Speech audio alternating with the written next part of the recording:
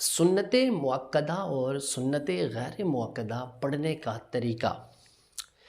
سب سے پہلے ہمیں یہ معلوم ہونا چاہیے کہ سنت مؤکدہ کون کون سی سنتیں ہیں، اور اسی طرح سنت غیر مؤکدہ جو ہیں وہ کون سی سنتیں ہیں۔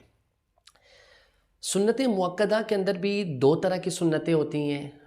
بعض سنتیں وہ ہیں کہ جو 2 رکعات ہیں، اور بعض سنتیں وہ ہیں جو 4 رکعات ہیں۔ اور اسی طرح سنت غیر مؤکدہ جو ہیں ان میں 2 رکعات کوئی سنت غیر مؤکدہ نہیں ہے۔ جو غیر مؤکدہ جتنی بھی سنتیں ہیں وہ 4 ہی ہیں۔ اور سنت مؤکدہ اور غیر مؤکدہ میں جو ڈیفرنس ہے ان کو پڑھنے کا، وہ 4 رکعات جو ہیں ان کے اندر جو تھوڑا سا فرق ہے۔ باقی کوئی اتنی بڑی راکٹ سائنس ہے نہیں ہے کہ جو سمجھنے میں کیا ہو پریشانی ہو کسی کو۔ آسان سی بات ہے کہ سنت مؤکدہ اور غیر مؤکدہ کو پڑھنا کیسے ہے۔ بس پوری توجہ کے ساتھ جو ہے نا میری یہ چند منٹ کے لیے یہ جو ہے نا گفتگو آپ نے سماعت فرمانی ہے۔ سنت مؤکدہ کون سی سنتیں؟ ظہر کی 4 سنتیں جو پہلے پڑھی جاتی ہیں 4 رکعت والی، یہ سنت مؤکدہ کہلاتی ہیں۔ جمعۃ المبارک کی جو پہلے پڑھی جاتی ہیں 4، اور 2 فرضوں کے بعد جو 4 پڑھی جاتی ہیں یہ بھی سنت مؤکدہ کے اندر آتی ہیں، ٹھیک ہے۔ تو سنت مؤکدہ وہ سنتیں یعنی جو 4 رکعت والی سنت مؤکدہ ہیں ان کے پڑھنے کا کیا طریقہ ہے؟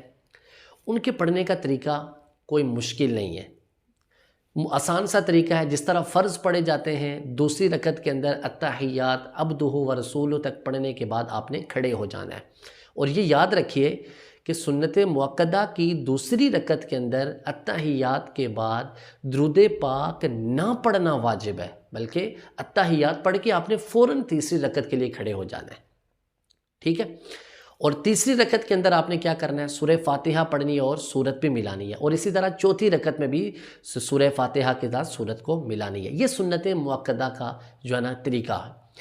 اور جو سنت غیر مؤکدہ جیسے عصر کی 4 سنتیں جو پہلے کبھی پڑھنے پر ثواب ہے، نہ پڑھنے پر گناہ کوئی نہیں ہے، اور اسی طرح عشاء کی 4 سنتیں، یہ جو غیر مؤکدہ جو سنتے ہیں ان کے اندر تھوڑا سا فرق ہے، ٹھیک ہے، کہ جو کہ سنت مؤکدہ کے اندر جو ہے نا، جو سنت مؤکدہ اور سنت غیر مؤکدہ کے درمیان کیا فرق ہے؟ وہ فرق کیا ہے تھوڑا سا، کہ سنت مؤکدہ کے اندر ہم نے کیا کیا تھا کہ دوسری رکعت کے اندر التحیات مکمل عبدہ ورسولہ تک پڑھنے کے بعد آپ فوراً تیسری رکعت کے لیے کھڑے ہو گئے تھے، جبکہ سنت غیر مؤکدہ کے اندر افضل یہ ہے، ٹھیک ہے، افضل یہ ہے کہ آپ التحیات مکمل پڑھنے کے بعد درود پاک بھی پڑھیں، اور آخر پہ دعا رب اجعلنی یوم یقوم الحساب تک پڑھ کر آپ کھڑے ہوں، یہ افضل ہے، ٹھیک ہے۔ ایک فرق یہ ہے، اور دوسرا فرق یہ ہے کہ آپ سنت مؤکدہ کے اندر جب تیسری رکعت کے لیے آئے تھے تو آپ نے الحمدللہ سے شروع کیا تھا، جبکہ سنت غیر مؤکدہ کے اندر جب تیسری رکعت کے لیے آپ کھڑے ہوں گے تو آپ نے جو ہے نا کیا کرنا ہے؟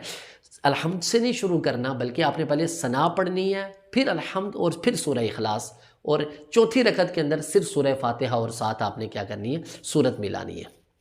یہ تو ہو گیا اس کا ادا کرنے کا طریقہ۔ اب آخر میں ایک مسئلہ یہ بھی ہمارے ذہن نشین رہے، بہت سارے لوگوں کے ذہنوں کے اندر جو ہے نا یہ سوال بھی پیدا ہو رہا ہوگا کہ کیا اگر کسی شخص نے جو ہے نا سنت غیر مؤکدہ کی دوسری رکعت میں التحیات کے بعد درود پاک اور دعا نہیں پڑھی تو کیا ان کی سنتیں ادا ہو جائیں گی یا نہیں ہو جائیں گی؟ تو اس حوالے سے یہ مسئلہ ذہن نشین رہے کہ یہ جو سنت غیر مؤکدہ کے اندر التحیات کے بعد درود پاک کا ملانا ہے، یہ کوئی فرض اور واجب نہیں ہے، بلکہ افضل ہے، یعنی فضیلت کا حامل ہے کہ آپ جو ہے درود پاک اور دعا بھی ملائے۔ تو اگر کوئی نہیں ملاتا تو پھر بھی جو ہے نا سنت غیر مؤکدہ ادا ہو جاتی ہیں، لیکن ہمیں چونکہ فضیلت کے اوپر عمل کرنے کے نیت سے ہمیں سنت غیر مؤکدہ کے اندر ہم نے دوسری رکعت کے اندر قاعدہ مکمل یوم یقوم الحساب تک پڑھ کر کھڑے ہونا ہے، اور تیسری رکعت میں ہم نے ثنا بھی پڑھنی ہے۔ آخر میں بات، کسی بھی ہمارے دوست کو، ہمارے دیکھنے والوں کو، سننے والوں کو کسی بھی قسم کا کوئی مسئلہ پوچھنا ہو، آپ کومنٹ سیکشن کے اندر ضرور ہم سے آپ جو ہے نا وہ کوسچن کیجئے، سوال کیجئے، ہم وقت مناسب پر اس کا جواب ویڈیو کی صورت میں آپ کی خدمت میں پیش کریں گے۔ اور تمام دوستوں کی خدمت میں یہ عرض ہے میری، آپ ہماری ویڈیو کو لائک کریں، شیئر کریں، دوستوں سے شیئر کریں تاکہ یہ دین متین اور یہ دین کا پیغام ہم زیادہ سے زیادہ لوگوں تک پہنچا سکیں.